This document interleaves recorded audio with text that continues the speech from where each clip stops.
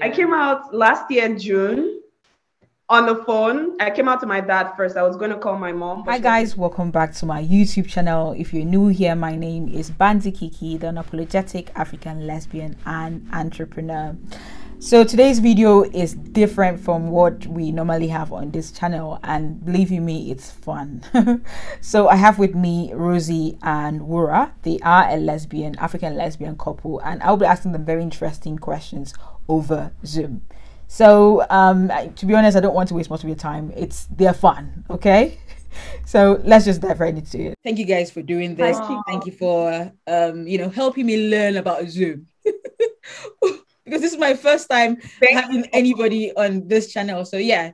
So how are you guys today? We're very fine. Thank you for having us here. Yeah. We feel special. Yeah. I do feel special. I do too. First. Well, you're my first. Yeah. Brilliant. So where are you guys at the moment? How's the weather there like? All right. So I and Rosy live in two different countries. I reside in Sweden. And Rosy resides in Stockholm. So at this particular juncture, we are currently in Sweden, and it is cold. You know, it's in Scandinavia. It's always cold here. It's freaking cold. Everyone has pulled out their winter jacket, so it's cold. Yeah. Oh wow. Well, in that note, because I already know you guys. Okay, I already know you too, but my subscribers or anybody watching at the moment, they don't know you guys. So can you just tell us about yourselves? All right, Baby, go first. All right. So as you know, my name is Rosy. I go by the pronouns she, her, they, them. I live in Brussels. Brussels, where? Brussels, Belgium, Brussels. Okay. So my mom is Rwandese and my dad is Congolese. So I'm a mix of both of them. But of course, I grew up in Belgium, so my African routines. Period, African. Yeah, that's right. Okay. I guess in a way, a lot of my audience as well would relate to, having somebody from Rwanda and Congo as well. What about you, Wura? I want to know about you. Okay, I'm Nigerian, full-blown Nigerian to the core, baby. Okay. Nigerian, all day, every day. But I moved to Sweden about 4 years ago. Yeah, 4 years ago to be precise. So I'm still kind of fresh here. Okay. Very African. Grew up in Africa. Grew up in Nigeria. Yeah. Okay. So how long have you guys been together as a couple? Do you want to answer it? Yeah. So this is our second year and 4 months as well. Okay. Yeah. The first year is always so, beautiful, dovey. Butterflies in the belly. Then the second year, that's when the relationship starts to try you. It's like you wake up in the morning and you're like, oh, I love you so much. The next morning you're like, why am I even here? Yeah. That's when you start to pick up the challenges. Yeah. Like, oof. I know what you're talking about. Of course. I know what you're talking about. The first year is a honeymoon phase, and people just, oh, babe, I love you. When you've not started doing a lot, things to each other yet, isn't it? Yeah. And then I guess to you guys, then my question is, of course, every African watching this, which I have a lot of them watching as well. I mean, the question is always, how is your family responding to this relationship? Are you guys out? Are you guys not out? Did you know about this? Obviously, I know they do know about this because Wura, you have a YouTube channel, isn't it? Which I'm going to leave the name on the screen at the moment. So, how did your family respond? So I came out via phone call because, of course, I live in Sweden, and I wanted to do it when I visit my family in Nigeria. Then I have my street friends, actually, they were like, Wura, you just want to be free. So there's actually no perfect time doing this. You're independent. You have nothing to lose. You work, you earn your money, you live alone. So why not just tell them? And I was like, yeah, sure, of course I will.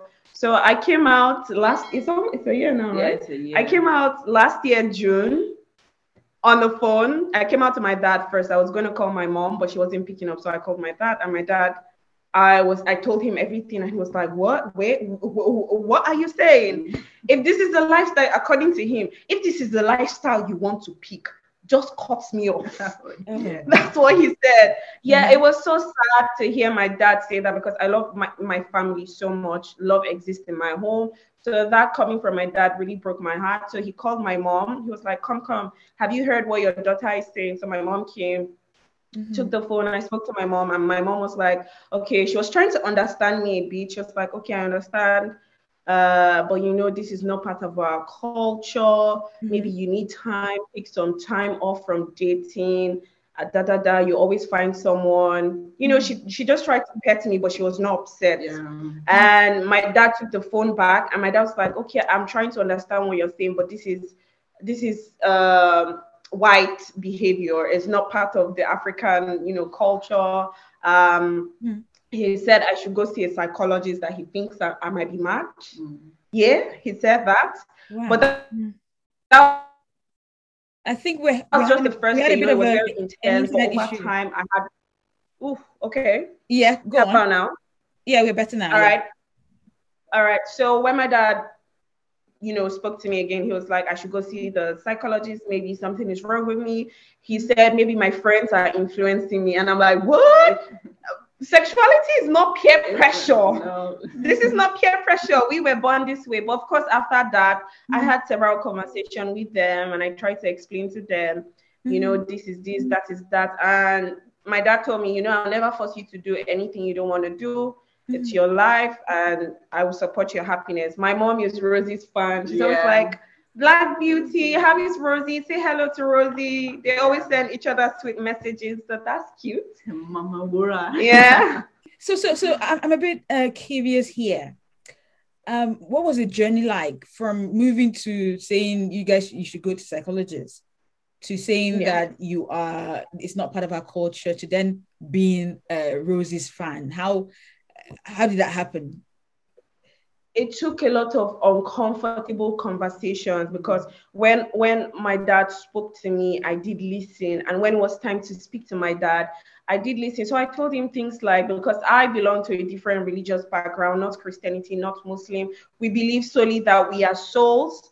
We just embody this physical body on this physical plane. So I put it to him like, Dad, I'm soul and Rosy is soul. Forget our genitalia. Soul falls in love with soul. Soul is eternal. Soul is eternal. Soul is priceless. Soul doesn't have no boobs, no whatever. So see me as soul falling in love with another soul, and not a woman falling in love with another woman. I also explained to him that, do you think gay people will intentionally wake up and pick humiliation over their love life? Like, no one wants to be humiliated by the public. Who wants that? No one wants that. Yeah. Even psychos wouldn't want that. So I explained to him that no one will intentionally pick that lifestyle to be mocked by the rest of the world. So this is who we are. People are actually born this way. And I explained to him about colonialism, that it has always been in Africa, but because we were colonized and then they brought religion, they told you this is illegal. Now they've gone back to their country to legalize this same thing they did criminalize. And now we're still, you know, behind. We're still adhering to rules that were written several centuries ago. We need to move on. You know, I had that conversation with him. And my dad is a very intelligent man. He likes to read, and he was like, yeah, I see your point. And then they just let me be. Oh, wow. My mom said, you know what? I've surrendered you and Rosy to the hands of God. I'm like, surrender, because God approves of my love life, so you should. Yeah. So yeah, that's how I mean, that was very you know, insightful, Wura, in a way that I guess to anybody listening again, sometimes it takes uncomfortable conversations, and sometimes you know, things happen the way they happen. You understand? It's thank you very much for sharing that. What about you, Rosy? How was your family like? Honestly, at the beginning, it was not easy that well. When did you come out? I came out, I think, 2019. 19? Yeah. No, you said you came out before then, like 5 years ago. 5 years ago. Yeah. Yeah. Anyways, I did my coming out before going to the university, because honestly, I knew that I was I can say different, but I didn't want to tell or say anything to my parents before I left the house, because I knew if I leave the house, even if I do my coming out, I will not have any problems. I can just go run away from every discussion, awkwardness in the home and everything. So I kind of like planned my plan. Yeah. I did my coming out. Yeah, go ahead. Sorry to intrude, but do you know that there's a video I did and I said that financial independence is very key sometimes to your coming out, because if you come out when you don't know what can happen when you're still at home, you know, and to live in that sort of environment as well with your parents every day, it's crazy, isn't it? But yeah, just to say that. Yeah. I knew this is gonna happen, so when I moved to university, get my own place and everything, of course, the day before, I told my parents, look, mom and dad, I'm like this, I love women. And of course, they were not happy. They were not happy at all. I remember that day my mom was crying because my parents are Christian and they really believe it. But my dad didn't talk to me from that day. He really became quiet and took distance from me. The only person that was can be there for me was my brother. My brother is 7 years younger than me, but I don't know if it's because he grew up here, but he was like, I don't give a fuck, you are still, I don't care, you are still my big sister, I love you. Because me and my brother, we have a strong connection. So whatever I do, whatever he do, we will still support each other.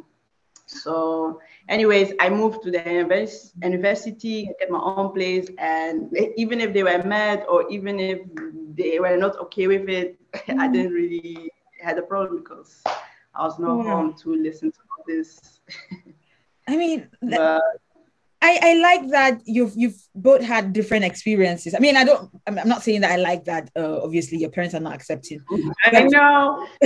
You know, for people listening at the moment, I think a lot of them can identify with you, Rosy. You know, and some of them can identify with you as well, Wura. But a lot of people can probably identify with Rosy more, given where we come from, you know, our cultural backgrounds and all that, or what is being called our cultural background. You know. But to everyone listening, I just want to let you guys know that Rosy speaks French. So, Rosy, can you say something cute to anyone listening? Speak French for us. Bonjour, donc là, je me présente et je vous souhaite vraiment du courage parce que tout ce qu'on fait ici, c'est juste pour vous montrer qu'on est tous la même chose, on passe tous dans les mêmes problèmes et on doit se soutenir et il ne faut pas oublier qu'il faut juste être là pour toi-même, sois là pour toi-même. Voilà.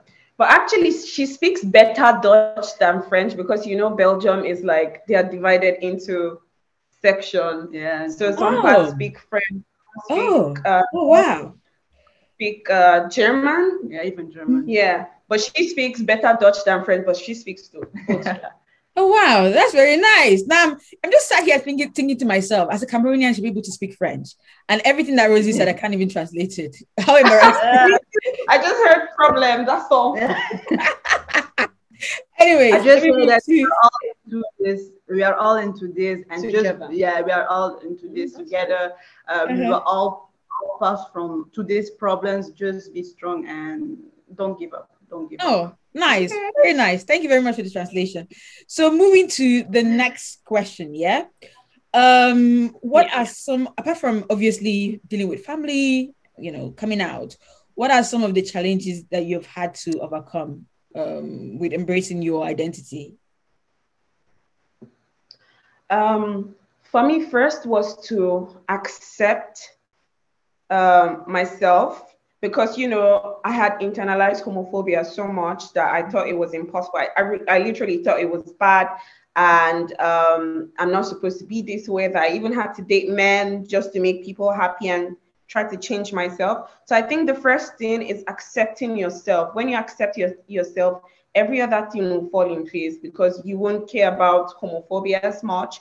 You accept yourself, you love yourself, and, you know, you can extend that love to people around you. So for me, I think self-acceptance is the most important thing as a queer person. because some people are still living in denial of, oh no, da da da. So you need to accept yourself to be able to live freely. Yeah. Brilliant. How about you, baby?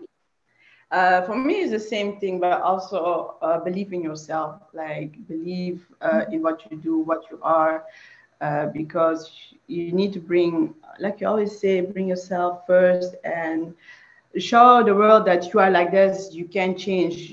They just need to, they just need to accept yourself.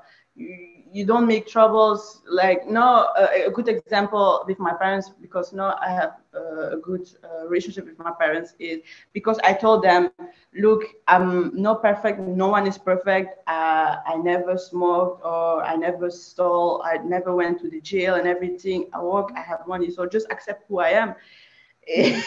I cannot do more than this. Yeah, because for people to accept you, you need to accept yourself, and people accept you for accepting. Does that make sense? Yeah, it definitely makes sense. It's like sometimes you see somebody, if they're very conscious maybe about something on their body, if they're not very accepting of it, people will use that as an insult. You know that, isn't it? But when you don't care, and you're like, people ask you, how do you do this? People begin to ask you for tips, isn't it? So yeah, I definitely understand that. Thank you very much for that. So my next question to you guys would be, because I obviously from this conversation I found out that you guys are in a long distance relationship. So what are some of the challenges you have, as a couple in long distance relationship? Please be as open as possible. We want to learn. All right. So, we lesbians, I'm not speaking for everybody, but at least majority of us can relate. We like to find people that are 1,000 miles away from you and you're ready to move and die for this person. So it's been, challenging. I met Rosy when I was doing like a Euro tour trip back in 2019. And I didn't let that stop me, because I'm not going to, hinder myself from dating someone far away from me, especially if I like the person, because you never really know. So my challenges would be, honestly, I do not know. Maybe spending money, because you always have to buy tickets and travel, because I'm this kind of person. I'm big on space. Like, I love my partner so much, but I also like to be in my space. So I like my partner there, but I don't like my partner in my space for a long time. So I do believe long distance relationship works for me. It doesn't work for everybody. Some people are very clingy and want to be there every day, want to see you. But I'm totally fine with not seeing my person every day. So I don't know. I think my challenges will be spending so much money going to see my partner. Yeah. Okay. What's yours? Mine is the time when we are together for a long time and then we need to leave each other. Like separation anxiety. The day that we need to leave each other is so painful. How cute is that, isn't it? Yeah, it is. And you find us like even I'm like, babe, don't go. Like, babe, I need to go to work. You're like, okay. Yeah. And the worst when you say that, I feel more like guilty and sad. Sorry. But I have to say this. 1 or 2 days. I have to say this for everyone that is watching now and single. Don't worry, I understand. I'm single as well. I understand the pain listening to them talk like this. I'm single as well. So yeah. Carry on. Traumatize us. So yeah, separation anxiety too is a big thing, because in as much as I like my space, when you've been with someone for a while, because I spent the summer with Rosy and I was there for like almost 3 months. Yeah. So when it was time for me to leave, it was so hard. I was like, I was even telling her, finally, I'm going to my space. I'm going to be alone, And 1 week after coming back to Sweden, I was like, babe, I miss you. And she was like, okay, I'm coming this weekend. I literally booked a ticket before the next. That's very cute. You guys seem like you have 7 days. Very good energy together, by the way. Very good energy. I'm loving this. Yes. But the single part of me is pissed off. Sorry. Okay, so because I have done a video before on long distance relationship tips and all that, what are some of the tips that you want to give to our audience?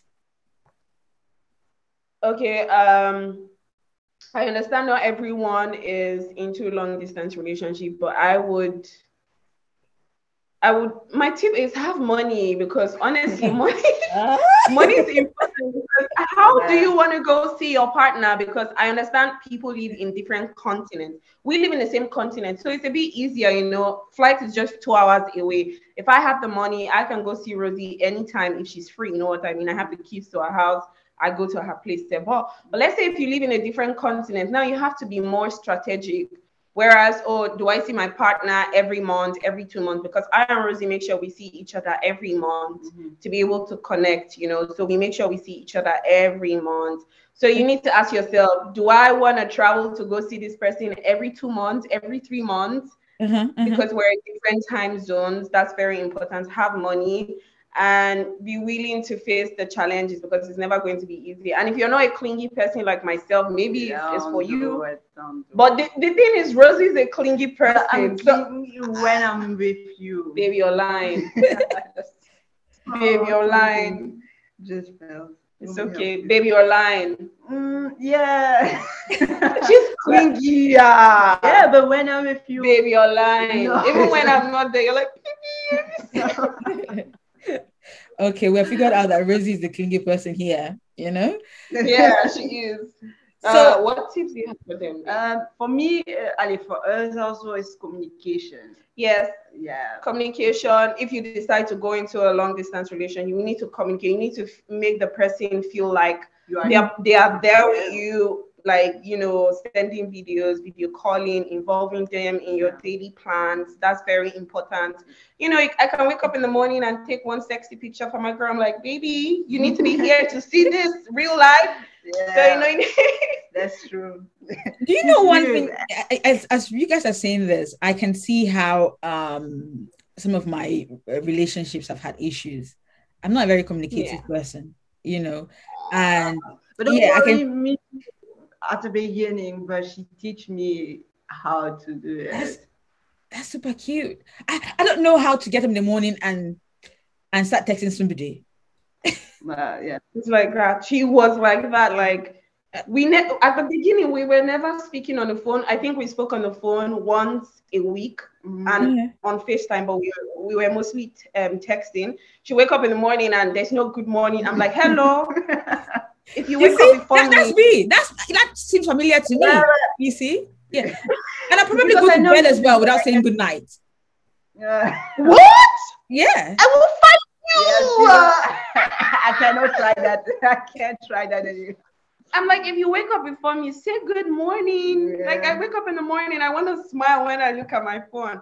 So, you know, I do the same. We reciprocate the same energy. At the beginning, she was like, okay, you need to give me some time. I'm not used to this, so give me some time. I'm willing to learn. So I was patient at the beginning, like, okay, take your time and we'll see how that goes. And she really, you know, picked up. No, she can't do it without me. Yeah.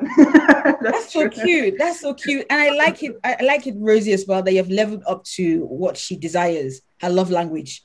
You know, how she likes it.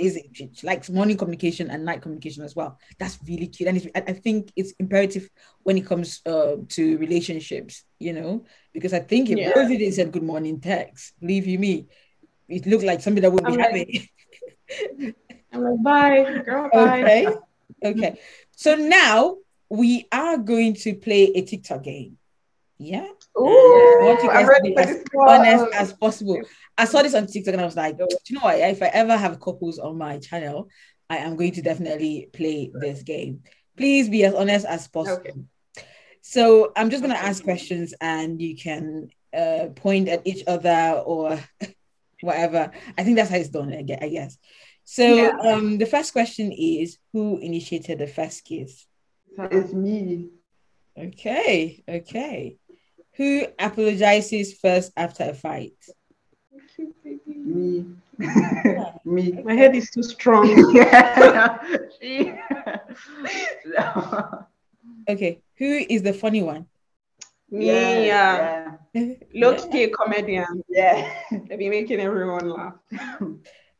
Who is more romantic? Honestly, I think the both of us were very, very romantic. Like, it's too intense. Yeah. Some days I'm like, chill, come on, chill. I can say yes, we are both. We are very romantic. Oh my goodness, are single people okay? Because They're saying chill. Like we are competing in who is more romantic. Honestly, it's like I'm asking my. She outdo herself. I'm like, okay, now I need to step on my game too. So I don't know where I really there. Wow. I used to stress my birthday. Okay. Who is the most patient? Me. Me. She's not patient at all. She no. No. Okay. Who is the better cook? Honestly, I think I am the better cook, but I don't like to cook. She enjoys cooking, so she cooks more often. But if I cook, everywhere goes scatter, like everywhere, like Okay, so I think perfect. I like that. Who said I love you first? Yeah, that's true. Oh, that text. Yeah. Okay. Who takes longer to get ready in the morning? Who is grumpier in the morning? Yeah. Okay. Yeah. Who is more stubborn? Who is more what? Stubborn. She. It's in my blood. Okay. Who is the bigger baby when sick? You. Both. Baby, you're a big baby. Both. Because when you are sick, I don't like to take my medication, but I'm not a big baby. Okay, that's true. Yeah. Okay. Me, but we'll say me. Okay. Who is the social butterfly? I thought as much as well. Yeah. Yeah. Who is the messy one? True. Hey! You want to lie on TV? Okay. It's not like she's crazy messy, but like she can leave her laundry unfolded for like days, or like leave one plate in the sink for like 2 days. But I like to do my thing as soon as possible. Yeah. So you're the messy one. Okay, that's true. I didn't know people fold laundry, to be honest. Voila. Okay. Fold laundry. I don't.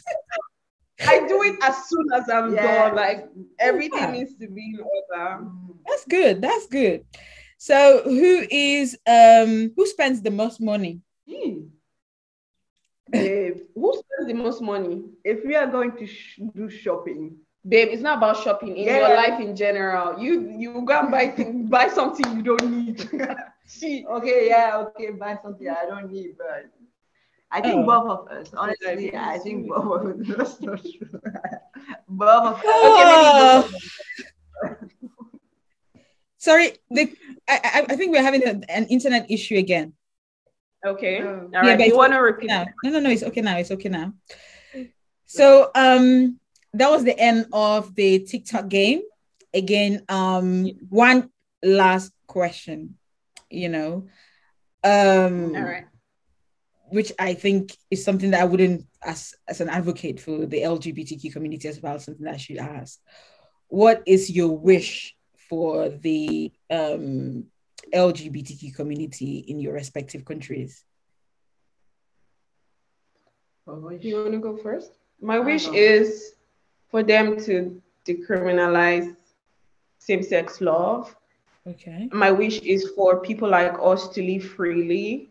My wish is for people like us to have representation, because, growing up, I never got a representation. And even if you see queer people on TV, it's usually interracial people or like white people. You never really see Black love. So for me, is to get that representation where you see people like you, and you don't grow up thinking queerness is just for other races and not your race. So I think I wish for inclusivity, because it's very, very important. Okay. So those are my wishes so far. Thank you very much. I think I'm with you too, because I really would like to go on my easiest without being scared, go back to my country, and even if we will have children, to go back without being scared that something will happen, because Africa is very beautiful. Just to say that we can go back, but we need to hold us in or not show too much of who we are and what we are doing. Like if when we go back home to visit, we cannot hold hands and walk freely. We literally have to hide, you know. And when we get married in future, I would like to have an African themed wedding. Of course, maybe the white one is there, it's cool, but like I want my African wedding to be big, like, you know, the whole African attire, the culture, everything. And I would like to get married back home, but you know, at this particular juncture, that's very impossible. So my wish is for us to just be free and be who we are, because we are not hurting nobody. So why? You know? Okay, brilliant. Thank you very much again. What you said, Wura, I guess in some ways that's why I decided to talk to couples and obviously activists and any other person, because somebody left a comment on my YouTube channel that was very insightful and sort of like made me think. They said most of the times when they come to YouTube as well, they never have anybody addressing African issues as well. So that lack of representation is everywhere. It's on TV, it's on YouTube, and even some of our people who are trying to do better, the channels are quite very small, isn't it? So it's funny as well, because not funny, but in a way, my goals as well, or my wishes as well, align with yours. I have never wanted to raise European kids. I don't know why, because I feel like they should have their African roots. They should be able to run around. They should be able to do what I did. I feel like growing up, I had so much fun in Africa growing up in Cameroon. Yeah. So it's nice to know that we all have the same wish, you know. And it's been nice having you two. The chemistry is amazing. Thank you for having us. Yeah. Thank you so much. I definitely know that the single people who watch this video, the single people watching this Don't cry. Your time will come, y'all. I promise. Don't force. You won't have the right person. So honestly, I was not like actively searching when you came. I was just enjoying my life. I was even on Hawaiian, and then you came along. Oh wow. Yeah. So single people can and then we met each other on the street. You see. So single people watching, let's keep just being ourselves. Maybe go out to the streets. The thing is, I go out. That's not what I see. Try different tactics to see what works for you. I guess. Yeah. So anyways, thank you guys very much. This is going to be a very long video, by the way, but I mean, it's enjoyable. So watch it. Watch all of it. Yeah. And guys, please don't forget to subscribe to my YouTube channel. Tell a friend to tell a friend about this channel. Subscribe. Yeah. Bandy Kiki is doing well, so you all subscribe. You know, I think you're the first person that I found on the internet who is African and queer and open and like, no, I need to follow this she girl. Used to talk a lot about before before I even found like Amara and other people, Bandy Kiki was like #1. So you're like a big inspiration. Myself and people like me. So I'm so happy. Oh wow. Thank you very much. That made me feel really good about myself. After all this. For real. I'm not even sugarcoating nothing. True fact. Yeah. Thank 100%. you. Thank you. And don't forget as well, Wura has a YouTube channel, so it's going to be on the screen at the moment. Please do follow her, and she posts a lot about, you know, with her girlfriend, going on trips, spending money. Some of us don't have money. You heard what she said. You have to have money. Long distance relationship, it needs money. You have to have money. Honestly, it's not a lie. It's not easy because you want to go see your partner every month. Like now, I was the one going to Rosy. Now it's Rosy's turn to come to me this month and next month. You know, so yeah, we take turns. Okay, amazing, guys. Thank you very much, and don't forget to subscribe. And see you guys in the next video. Bye. Let me just stop recording. Bye. Okay, this was really nice. Yeah. Let me see.